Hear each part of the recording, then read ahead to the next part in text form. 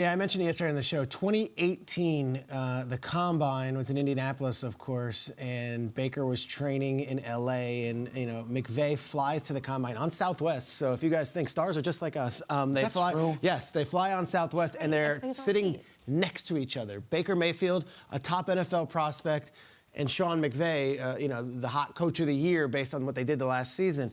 They sit down, they have a 3-hour flight, they talk the entire time, and McVay calls me and is like, this guy is great. Like, we'll never get him. We got Jared. We're never gonna get our chance to have him. But it always stuck in my head that they had this great interaction, and I think it stuck in Sean's head.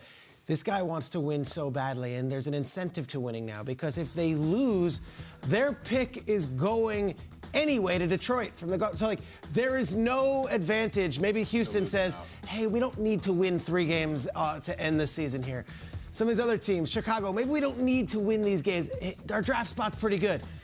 The Rams have nothing to lose here. They want to win games, and for $1.5 million, Baker Mayfield gives them a better chance to win than the current options. Now, was he going to play tomorrow? I saw some of the tweets saying he's going to play tomorrow. Highly unlikely, if you're asking me, to be showing up and be throwing in. That said, he does know the offense. It might not be that hard to just get him under center. And at the very least, it has the Raiders having to worry about game planning for 2 quarterbacks. Sure. It's out there. I like the fit. It's not necessarily a long-term fit, but for a $1.5 million rental for the rest of the year, the Rams are going to be at least tolerable to watch, which they probably have not been on offense the last couple of years. Yeah, I agree with you when you talk about him playing tomorrow. It would be hard enough for another position, let alone the quarterback spot. But exactly to the point what you said, now if you're the Raiders, you're just like, wow, now we have to go back and watch film of the Carolina Panthers, the 6 games he played there to get ready for that game. But this move makes so much sense for both parties. For the Rams right now, Wolford just got injured in their past game versus Seattle. So now you have a chance to get Baker Mayfield in there, and is an option for the next probably 4 games to get him out there and see what he has. Could this guy possibly be somebody to back up Stafford for next year? Stafford's getting older. Could this possibly be somebody that we take a look at and could be our quarterback for the future? When you're first overall, first-round draft pick, let alone, you get multiple chances. That's just how the NFL works. Guys get drafted high, make mistakes, however it goes. There's going to be multiple teams that want you. To Peter's story, McVay met him before. You had good interactions. Hey, why not? Bring him in. Let's see what he has. So you're going to get a Baker that's excited and fired up to finish out these 4 games, because this is kind of his last opportunity to show what I have before free agency hits. So he's going to go out there and give them everything he has, and it's going to be exciting to see him in L.A. Hell yeah, it is. It already is. I'm already excited. I get excited about the picture. Here's a picture. Exhibit A in the football's a tough sport case for it. How about that picture? That guy on the left just landed on his 3rd team. That guy on the right is looking for his 4th team. It's a crazy thing. The 2 of them are like, yeah, we're going to win Super Bowls together. And then, bam, less than 2 years, less than 1 year later, it's just all gone. I'm very excited and intrigued by a lot of this Baker stuff. I'm intrigued about whether he's going to play tomorrow night. Baker's whole career has been people telling him things that it's not going to happen, or you can't do, or that are not likely. We'll see. The thing for the future is interesting, too. I think Stafford's future might be murky. He's had some dark injuries this year. He has nothing left to prove. He's a made guy. Does he want to come back playing?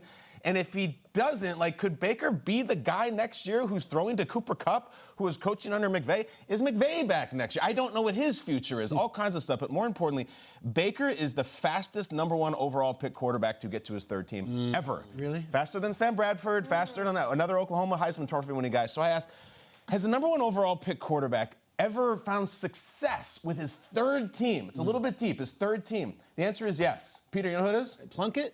Plunkett, sure. You want someone more contemporary? Yeah. Roll it. Roll it. This is a resounding success, #1 overall pick quarterback. How about that guy? Carson Palmer, Cincinnati, does some good things. Pretty much disastrous. He was miserable with the Raiders. He shows up in Arizona. He's got the receivers around him. He's got this young coach who wants to try different things and does profound things. Profound. To me, this is what Baker Mayfield is going for. This year, who the hell knows? If he stays in L.A., the sky's the limit. I don't know if it's going to happen, but I know that in the NFL draft, people decided that he was more talented than Josh Allen and Lamar Jackson, and he will have unlimited opportunities. Carson Palmer is the goal for Baker Mayfield right now, and I don't think he's done yet. Alex Smith, also on the 3rd team, did some good things. Was comeback player of the year on Washington. I don't think Baker Mayfield's done with the league. I don't think the league's done with Baker. I hope it happens in L.A.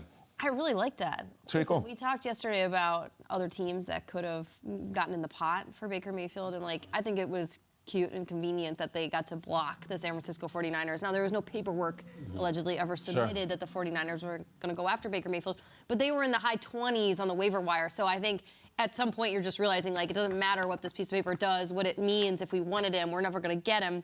So now 49ers can't have him. The LA Rams get him. What I really like about this is alluding to what Peter mentioned, which is this guy wants to win. You said this. Which guy? Feels like they both want to win because McVay's sitting there. This season is a far-gone conclusion that the Rams are not going to bounce back, and they are historically the worst team to ever win a Super Bowl and follow back the next season. But Baker Mayfield, now this alludes to what Kyle said yesterday. There was a spark there with the Cleveland Browns. He played fantastic in moments, in high class, high profile moments with the Browns, where he looked good, he looked comfortable. He's a big name, he's a big character, he's a big personality, and a lot of those things fit in Los Angeles. It doesn't fit in some markets. I think it doesn't fit with the way the jersey looks. And I think he goes to Carolina this season, and Carolina was in a desperation season. Matt Rule, I think, was in a desperation situation. They bring in, and he wants to be the solution. He didn't get there till July also. Didn't get there till July.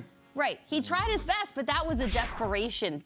Get that quarterback there. This is not a desperation moment for the Rams. It might be in like a 2-year window, but for the next 6 weeks, this feels like a very lighthearted way to try out a guy, and it's not training camp. It's real live games, and it's a coach and quarterback deciding together maybe that, hey, we want to do some things together moving forward. I really like it. Yeah, I do too.